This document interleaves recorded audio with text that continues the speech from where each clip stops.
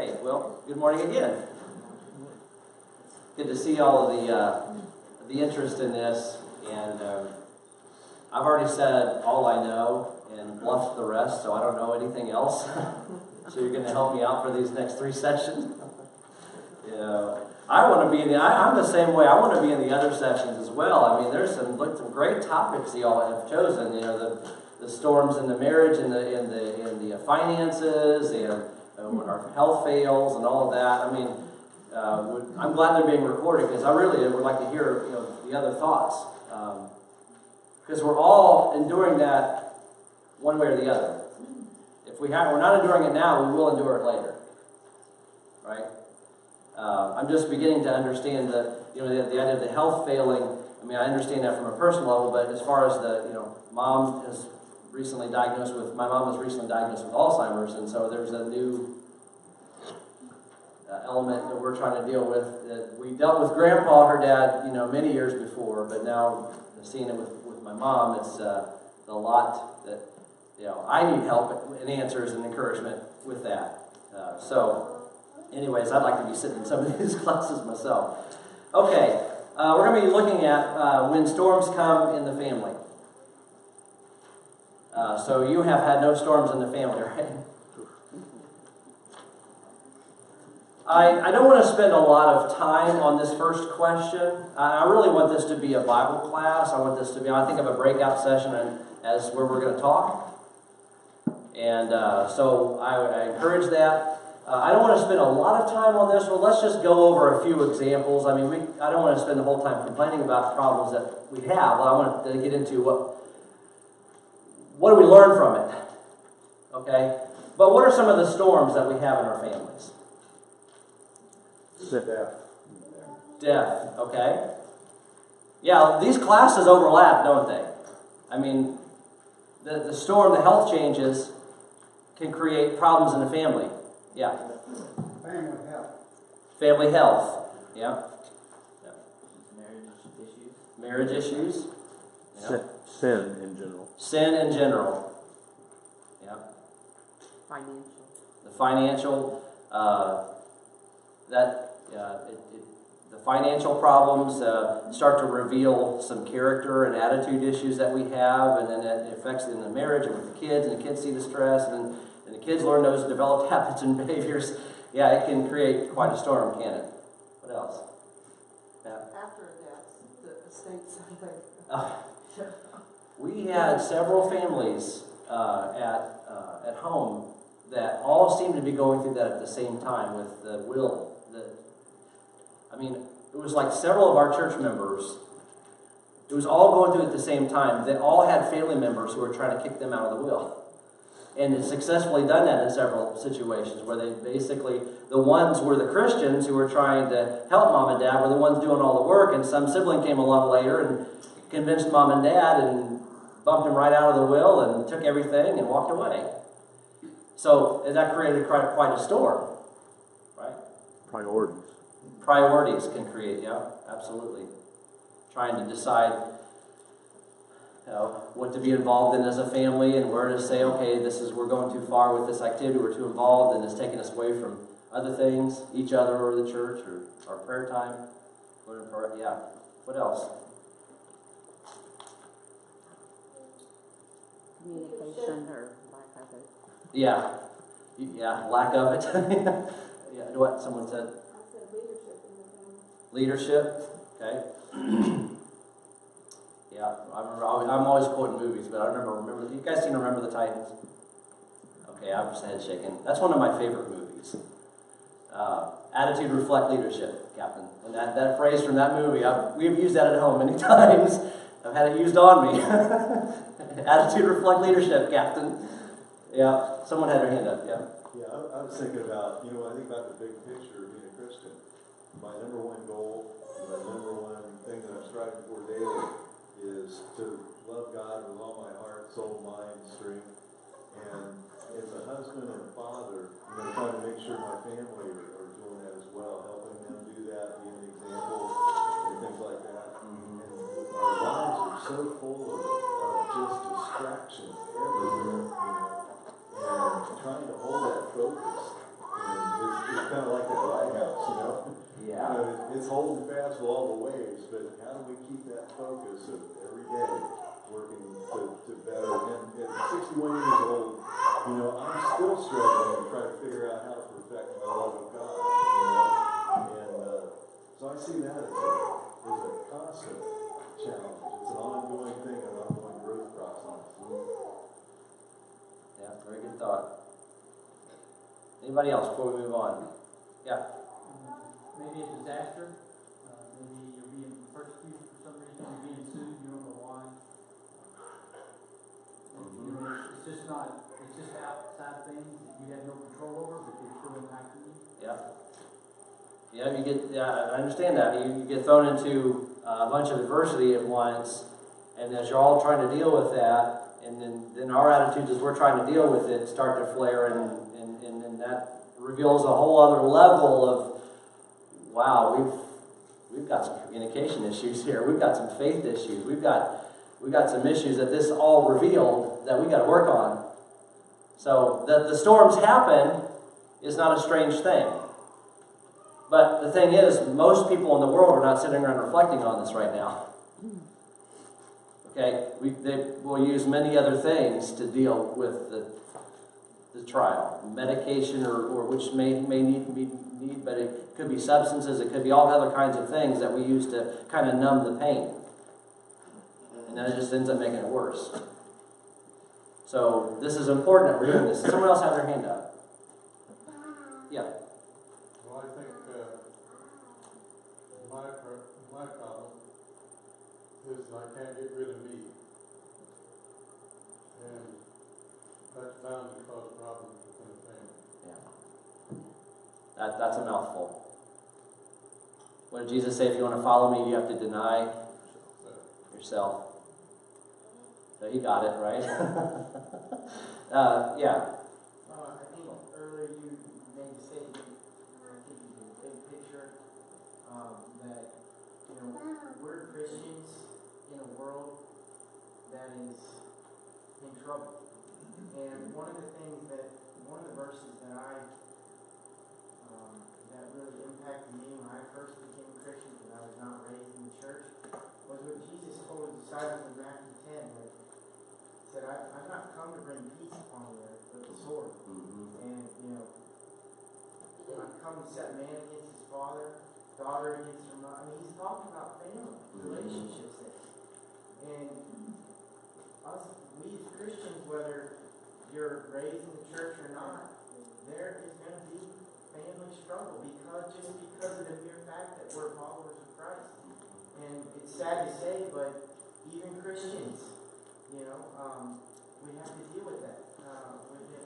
Relationships can be strained or changed, and because of Jesus. I mean, he said that. He told his disciples that. I know that we think about that too much, and some of the responsibilities that we have as Christians. And you know, I know that one was a difficult one for me when and it did. My decision to become a Christian did put some strain on my family relationship because you know they weren't Christians, but it can even happen within Christian families, and you know, Jesus said so. Yeah, that's right. Yeah, don't be surprised if it comes, Peter said. So, the second question, kind of again, just a general question: how or where do we as a family find comfort in a troubled world when storms come in the family? Yeah, go ahead. Still, it ties in with the first one. When we first started going to church, my family kind of made fun of us. Oh, if you don't go back Sunday afternoon, the walls can cave in, or they might. We better not do that too. But I had a sister who decided to live an alternate lifestyle. And when we would stand up and say this is wrong, we were told not to preach to it. And I'd say, you know, we're not really preaching, we're just kind of telling what God's word says. Right. And for many years, there were a lot of problems when my dad died. And then I just told Mom, you know, we don't want our children to think we accept that lifestyle. That's why we want to be around it. Love her. Right. Just being with her a short period, it doesn't change. Right. Which creates that, yeah, there's a storm. And we have a family going through that at home. Same thing. For years, you know, we're still here and our family here. Just put their arms around us. Yeah. Yeah, and, yeah, so there's that, you realize, here's the refuge. Yeah. Which we don't see until the storm, usually. Okay, so, where do we find, as a family, find comfort in a troubled world when storms come in our family? So talk about that. When we're struggling, you know, whatever that trouble is, whatever that trial is, what does the leadership in the family do? What's the mom and the dad do? Where are we leading the family to get comfort?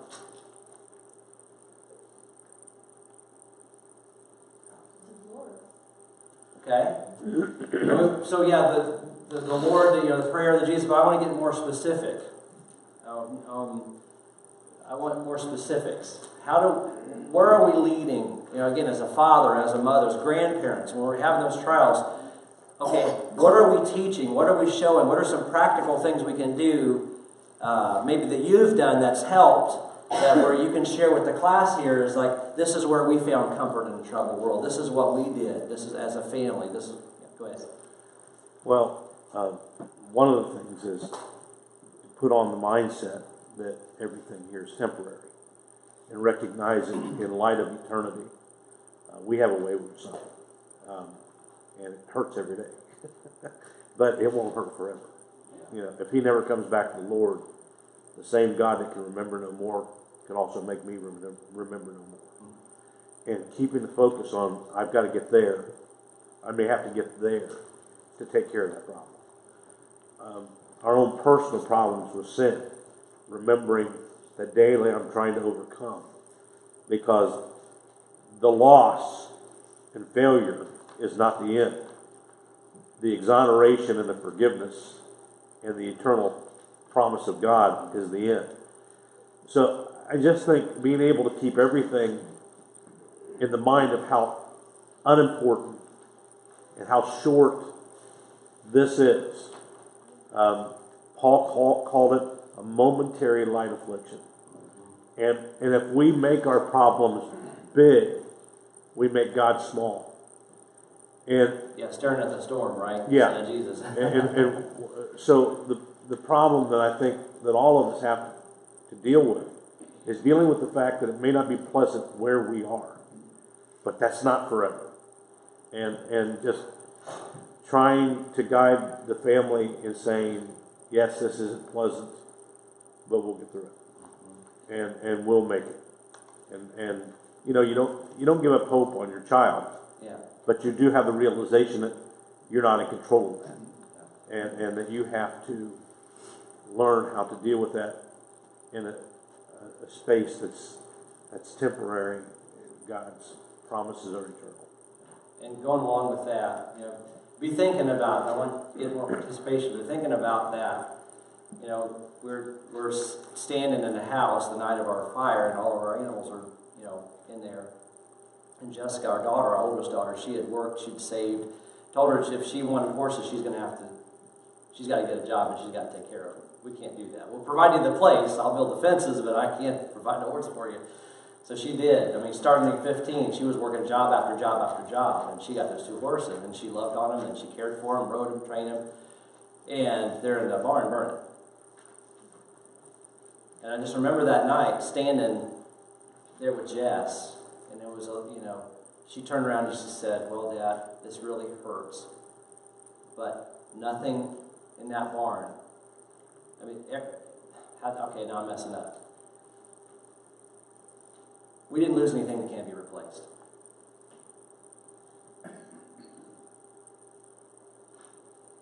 And she still, even after that, had amazing, a lot of trials from that, a lot of grief from that. There's a lot of things that raised its ugly head because of the grief that she went through, trauma of that.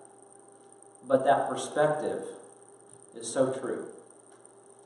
And I think we have moments where we're struggling, and then it's a wave, and then you have waves. And as we're going through a grief, or as we're going through a trial, we have waves. And there's moments where our mind's right, and we're thinking straight, and then there's the next day. Or there's 10 minutes later, and it's the wave. And as we realize that with each other, this is where you talk about this storm in the family. It's helping me to realize that, okay, someone's having a moment. I'm going to talk more about that later. But when storms come in the family, one thing that's helped me, and my wife Anna's helped me with that more than anybody, is to realize people have moments. It's not who they are as a person. And as we're in that storm in the family, someone may be losing their wits, and they're losing their cool, and they're saying a bunch of things that just don't make any sense. Maybe even sound like Job's wife. I don't know.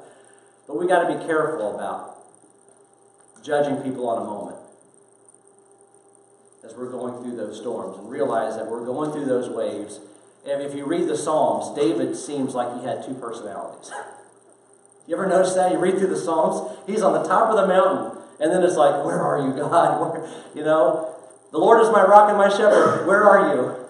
You've left me alone. You're not doing anything for me. When are you going to come save me? Oh, you're so great and wonderful, my refuge and strength. And it's just...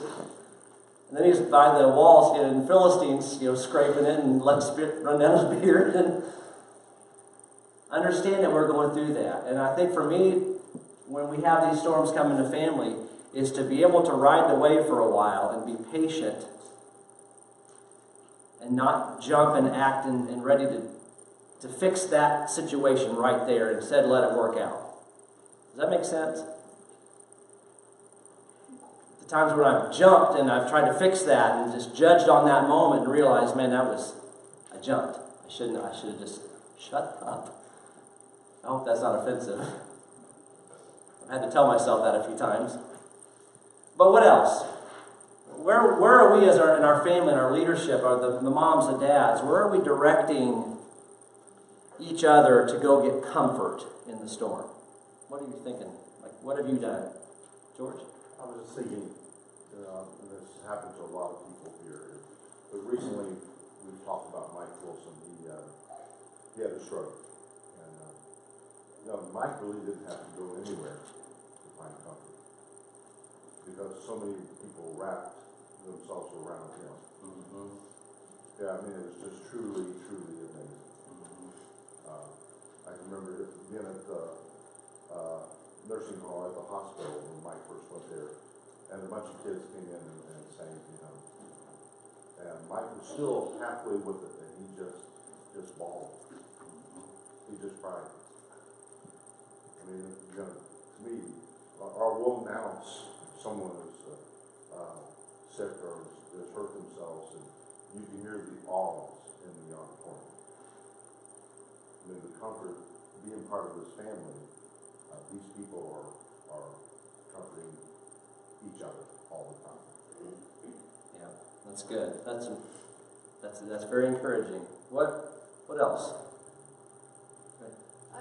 I think God's done such a wonderful thing, and when he talks about the great people of the Bible, like you mentioned David and you mentioned Paul, if you look at all of them, they all had struggles, they all had problems, they all had trouble, some within their family, some with the church. I mean, they had all kinds of problems. Yet God very openly shows us that even the greatest have troubles and problems. And I go to that and I think, it's not just me. That's right. It's not just me. And you look around and we know everybody here has got some sort of problem.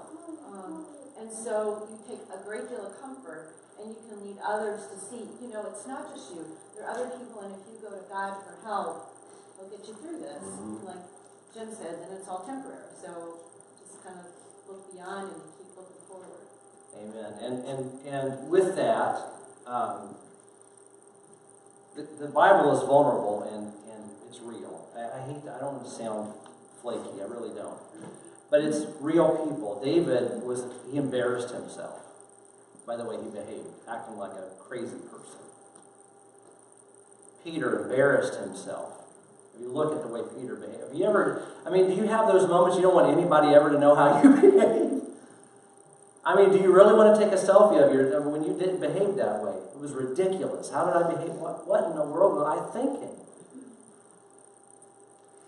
But it records that. And that's important for us. Again, I only know, I know just a little bit about the congregation, but I'm assuming that you're very good at being transparent and vulnerable with each other. That's important. We need that more, to realize we're real people. You know, I don't come in here with a facade on that I've got everything figured out. I really make mistakes. I really have lost my temper. I've really said things I shouldn't have said. I'm really struggling. I have an attitude problem. And we're going to talk about it. You know, I remember one situation where there was a man in a congregation that was a friend of mine, and we had a lot of conversations on the side, and I just remember there were other, he wasn't letting be known what he was struggling with. But other people were saying, oh, he's such a great father, and he's such a mild-mannered, easygoing, patient dad. But I knew that the reason he was so mild-mannered and patient was he was suppressing his anger with alcohol. They didn't know that about him. And he had to work through that. But sometimes we see somebody as, oh, they've just got it all together. They've got it all figured out. Ain't nobody in here that has it figured out. Pardon my grammar. Not one of us has this figured out. Paul himself says, I have not yet attained. So, to be vulnerable, what do those terms mean? Vulnerable and transparent mean. To be vulnerable, yeah. I was just going to say, thinking about that, like where to go in the storm. Our children need to see that vulnerability and that transparency. Sometimes when you're teaching them through these storms, if they don't see you going to this family, if they don't see you being vulnerable with other Christians, where are they going to go? You know, and I think that's probably, I was thinking about that as someone else was talking. Whenever there is a real struggle, the only people that I turn to is this family. I can't imagine turning to someone else because we have the same goal in mind. We're going to the same place. Our kids need to see that. That's who we reach out to. Yeah. I've talked to so many women and men, but a lot of guys over the years that their dads were just poor models of that. We're tough. We don't cry. I never did that. I figured that one out. Tough. We don't cry. We don't ask for help. We don't ask for directions. Oh man. Well, then you find out what they're doing on the side and realize they didn't have it figured out either. I mean, it's the reality of it. But to be vulnerable, to be transparent, to realize I am blowing this. I remember calling one of my elders back at home one time, and I was just having one of those moments where I was anxious and I was all worked up, and everything seemed to be falling apart in my world. It was ridiculous. I called him up. I was like, "Would you pray with me over the phone?" I can't get my head straight. And he stopped what he was doing right there and prayed with me over the phone. He was at work. You ever done that with somebody? Right. We need that. So, yeah, anything else? Go ahead. Well, on top of Glenn's point, there's no perfect fathers but our Heavenly Father. Amen. And as a father, you look back and you know how many things you've done wrong. What I want my children to remember is I'm not okay with the fact that I did anything wrong. Yeah. I'll never be okay in this life. I just keep working at trying to be okay. I think what happens sometimes is we're worried for our kids to see the worst because they might assign the worst to it. So how do we get our kids to see the best instead of the worst? Because what really affects both groups negatively is if my children don't think I know my areas of weakness and fault, they're wrong. I probably know them. Sometimes they do need to be pointed out. Yeah, right. But fathers have to, and all of us have to be able to show our children the imperfections, but the striving, the unsatisfaction with the imperfections, the desire to do what's right. So I think sometimes when I'm going through the storm, maybe they need to see the storm, but they also need to feel that that's not the end. That the end of that is not the storm I'm facing, but the end of that is the resolution of that storm. And are my parents faithful enough to demonstrate that. And you know, I think about, we could witness this so many times among brethren. You know, Danita and Greg took care of Danita's father for years. That's a storm. Caregiving. Yeah, but it was a storm to Norman as well. Totally having your mind and your body not functioning, and somebody has to take care of you. Well, both of them handled that with faith and dignity. Not everything was perfect, but they could see the end result. Right. And I think that's the lessons we learn from watching our brethren. They don't quit, they deal with it. And they deal with it from a position of faith. I'm moving forward, I'm pressing forward. It's not a perfect life. It never will be a perfect life. And what does the Proverbs teach us about a righteous man who falls? He gets up. How many times? Seven times it talks about. He just keeps getting up completely. Just keeps getting up. And that's what they got to see. Dad doesn't have this figured out. And the idea of being able to say, I'm sorry. Will you forgive me? How important is that? To be able to look at a loved one in their eyes and say, I am genuinely sorry. I'm asking for your forgiveness on what I did and what I said. It was wrong. And you don't make excuses. You don't say, well, because you did this, I did. What I did was wrong. How important is that in a family? Don't say very. I want more answers than that.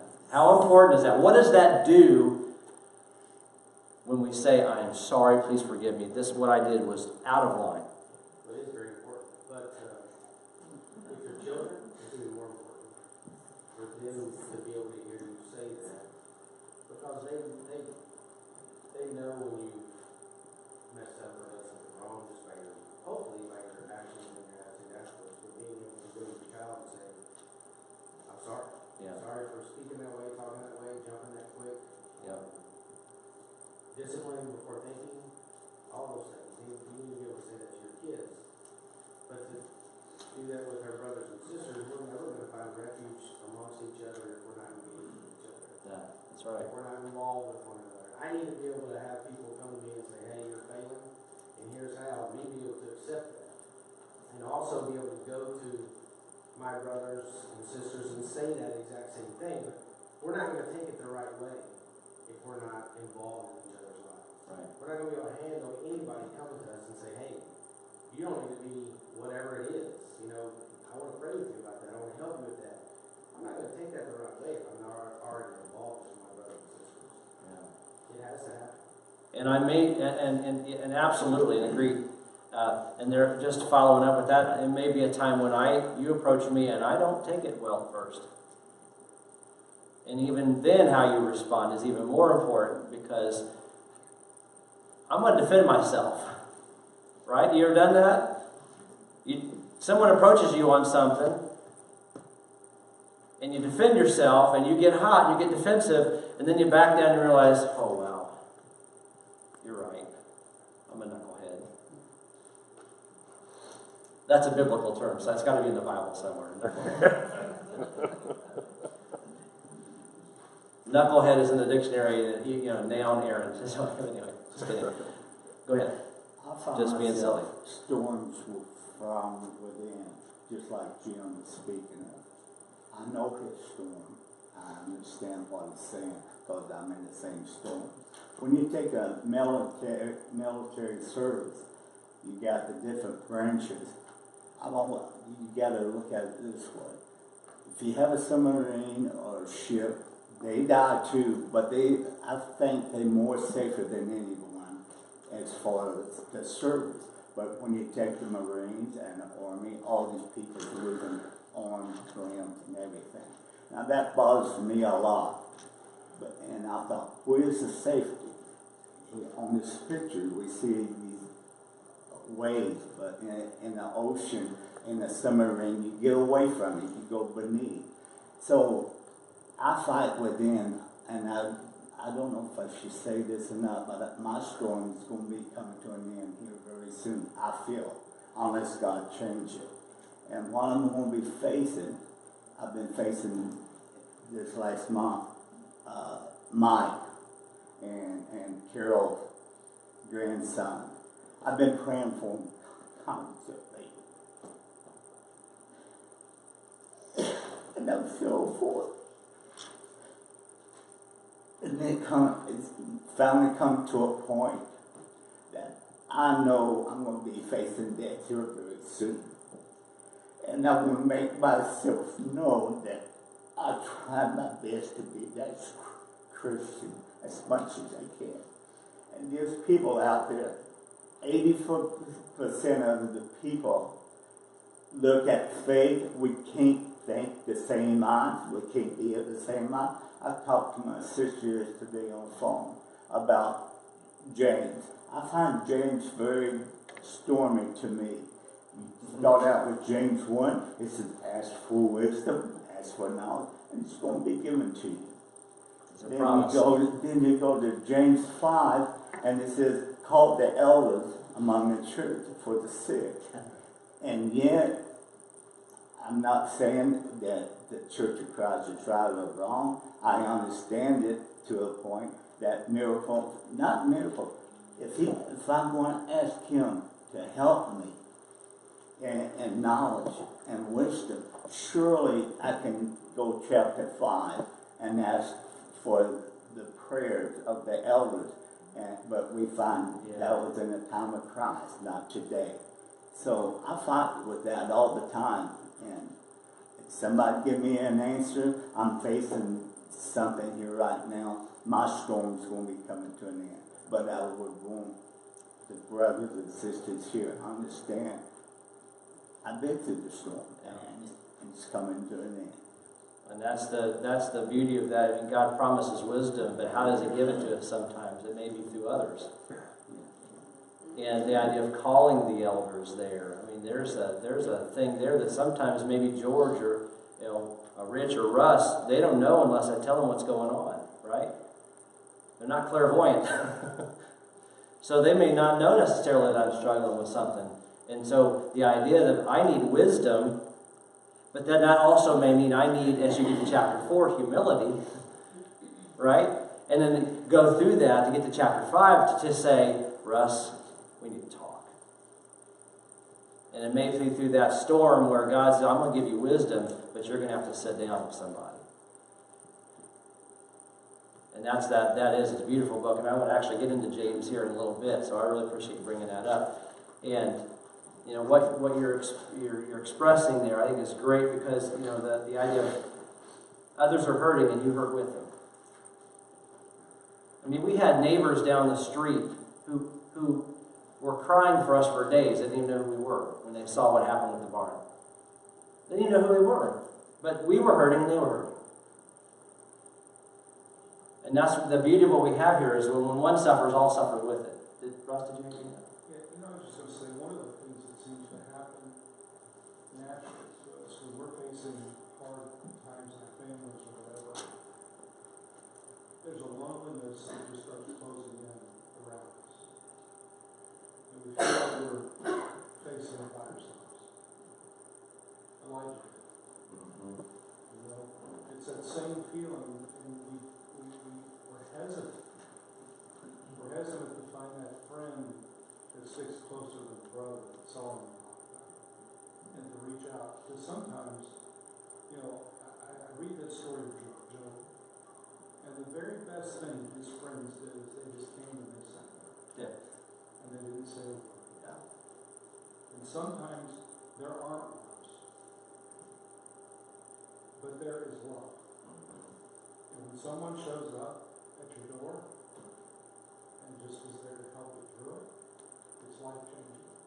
We've got to learn to open that up. And when it's closing around us, to take that moment to reach out to someone. Say, I need help, like you did with me all the time. Good point. And what did Jesus ask for his 3 disciples when he was in the garden praying? Watch with me. Watch with me. You think, well, he's God in the flesh. What does he need? I need my friends to be here with me. You fell asleep. Even Jesus sought companionship. We need each other. That's something Anna's mom says all the time, and it's so true. We need each other. Aaron, I think sometimes just because we don't know how to deal with things, sometimes when we're in trouble, we isolate ourselves. I mean, we just turn inward, and we don't express it because it's weakness, because we view that our weakness may be detrimental to other people. Shame, guilt. Yeah, and sometimes we just feel so alone with it. And I think, that's Satan's work, but he does it quite effectively. And what happens is we can even start bickering among the people we love because they don't understand where I am, and I certainly don't understand where they are, and we haven't expressed that. I think as family here and family in our individual families, the defined purpose of all of us is to get to heaven. Not assigning guilt and responsibility to each other, but to bear one another's burdens and to pray for each other and to love each other. And I think about the passage, if you bite and devour one another, be careful you're not consumed with each other. We as Christians can be the most damaging people to other Christians by the way that we handle their issues. And you can see it, and I see it, I can see that because I've done it. I've failed that way. And it's just really, it's really humbling to think that you may not be a help, you may be a hindrance to that. Behind me. Yeah. So I really think that this lesson is for all of us to think about others when they're struggling. Yeah. Am I lightening that load, bearing that burden, or am I crushing them under it by the way that I handle it? Yeah. And so it comes back to me doing the right thing in view of eternity for that other person. Yeah. And I don't know that we think soberly when we're in those situations. Mm-hmm. Yeah, it's usually after the storm and we realize, wow. Yeah. Amen. And that's where, when I come to James chapter 3,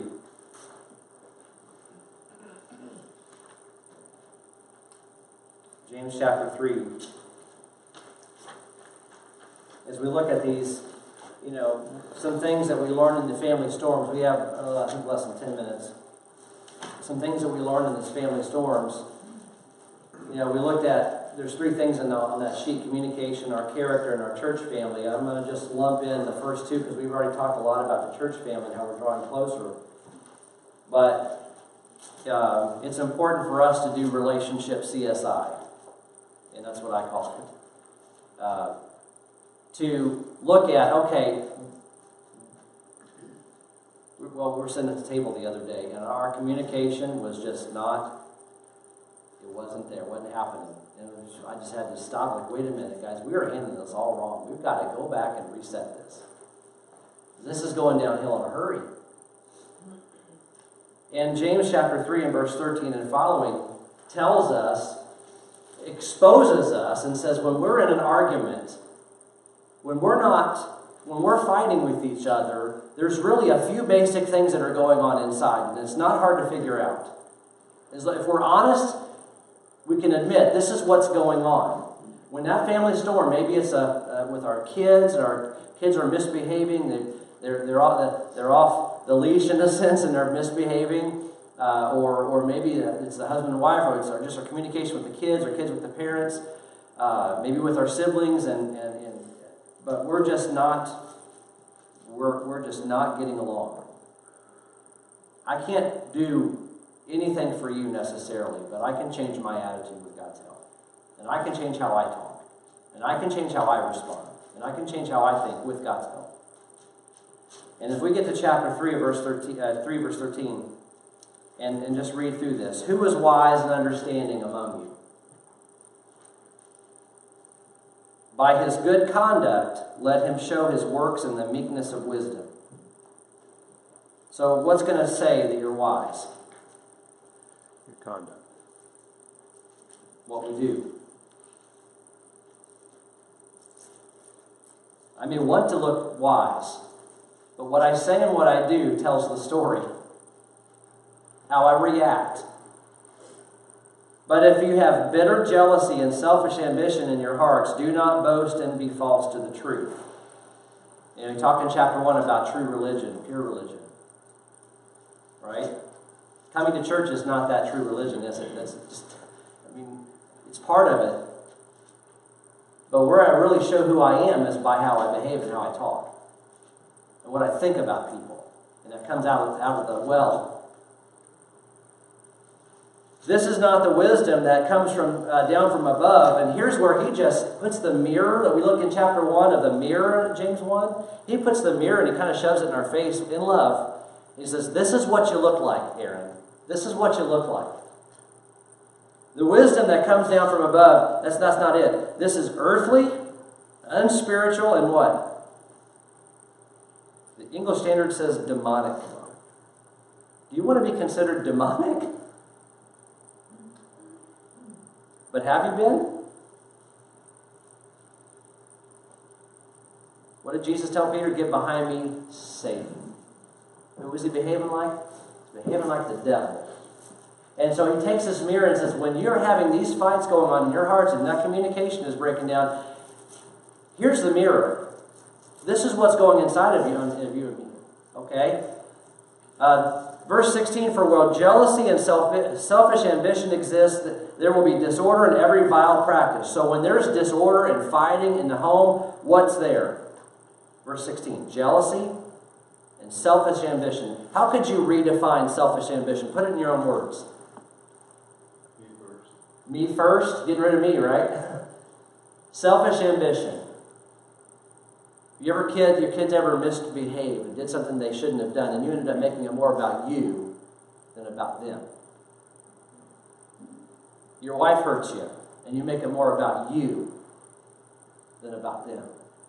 That's selfish ambition. Making it about me. So he says, when selfish ambition is there and jealousy, there will be disorder in every vile practice. But the wisdom that is from above is first pure. Why is it first pure? Without motive. It's without motive? Well, it's personal motive, I'd say. Right. But blessed are the pure in heart, for they shall see God, right? Can I really have a good relationship with my family if I'm not pure? How can a dirty heart have a clean relationship? You see? The wisdom that is from above is first pure, then peaceable, gentle, open to reason. Put those in your words. Open to reason. What does open to reason mean? And why do parents need this? We'll talk from a parenting standpoint. Open to reason. Not self-willed would be that Not you're self-willed. You're not enforcing your way, but you're thinking openly what is best instead of how you want it. You're listening. You're listening. My verse is without partiality. Without partiality, okay? So open to reason, yeah, Pat? Looking at the whole picture before you make a decision. There's a proverb that says, he who answers a matter before he hears it is a folly and shame to him. How many have been in folly and shame? Spoke up too soon. And I'm not doing this to pile on the guilt. I don't want to do that, to stack that up on us, but to realize he's calling it out for what it is. It's ugly. And we've got to get that stuff out of our hearts. And the thing is, it can be done. We can overcome this with God's help. We can learn how to talk with one another. I can learn to slow down and listen. Right? To be quick to hear, to slow to speak, and slow to wrath, as James 1:19 says. Okay, and a harvest of righteousness is sown in peace by those who make peace. What causes quarrels and what causes fights among you? Have you ever looked at James after a fight? Seriously. You ever, like a husband and wife, or with your kids, you ever just sat down and realized, well, that this is what happened? I think it'd be good to pull it out if you haven't. What causes quarrels and what causes fights among you? Is it not this, that your passions are at war within you? Isn't that it? I've got to be right. And I'm going to die on the hill of being right. And when I want to die on the hill of being right, who gets hurt?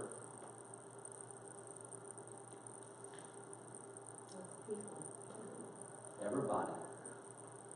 All around us, right? You desire and do not have, so you murder. You covet and cannot obtain, so you fight and quarrel. You do not have because you do not ask, and you ask and you do not receive because you ask wrongly to spend it on your passions. Again, it's about me. You adulterous people, do you not know that friendship with the world is enmity with God? Okay, so if I'm at strife with God, can I have peace with you? So what's that also reveal? When we're struggling with each other and I'm not behaving, why did Cain kill Abel? Why did Cain hate Abel? He was jealous, but he wasn't right with God, was he? Abel wasn't a problem. Abel just exposed what was going on in Cain's heart, right? So I may be enmity of God, and that's why I'm not able to be at peace with my kids or my wife. And so I've got to get at peace with God. And so maybe this storm, this trouble, has helped reveal that. I just want to read a couple verses, and then we'll wrap this up. Okay, verse 5, or do you suppose it is of no purpose that the Scripture says he yearns jealously over the Spirit that he has made to dwell in us? But he gives more grace. I love that. I didn't want to end on the negative. He gives more what? What do we need more in our families? What does God give more of? Grace. He gives more grace. Therefore it says, God opposes the proud but gives grace to the humble. Submit yourselves therefore to God. Resist the devil and he will flee from you. Draw near to God. And what? He draws near to you. Isn't that comforting? We're in the storm, and we're all saying and do things at times that we shouldn't, but as we draw near to God and we look at this situation, realize, okay, I need help. That draws me closer to my brethren. Again, that shows that vulnerability to my family. Realize that, well, Dad's growing in this too.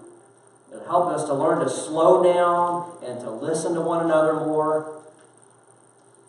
And more I wanted to say on that, but just real quick. I know we've got to go to the other classes.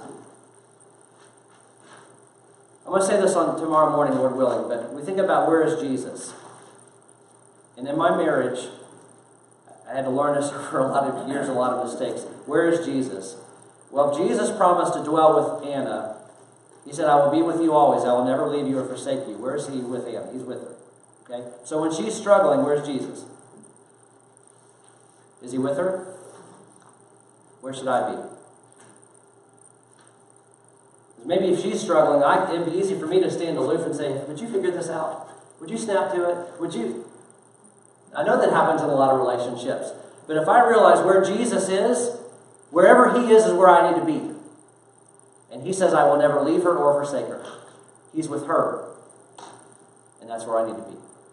He's with my kids, even when they're struggling and I'm pulling my hair out. He's with them. Now they can leave him, but he's working with them. He is not giving up on them. He is trying to help them. And that's where do I need to be? So just think about, where is Jesus? So, all right, we'll stop there.